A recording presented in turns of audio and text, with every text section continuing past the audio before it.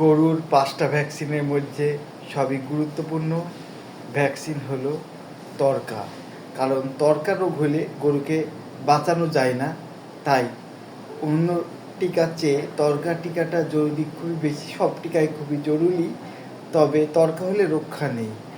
বিশেষ করে বর্ষাকালের দিকে এবং শীতকালের শুরুর দিকে তরকা বেশি হয় এবং সবসময় গরুকে বছরে একবার তরকার টিকা দেওয়া উচিত।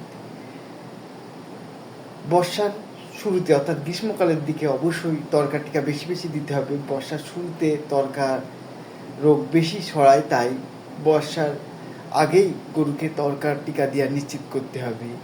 গর্ভবতী গরুকে তরকা টিকা না দেওয়াই ভালো, তবে গর্ভবতী বাদে সকল গরুকে আপনারা তরকা টিকা নিশ্চিত করবেন, কারণ তরকা হলে রক্ষা নেই।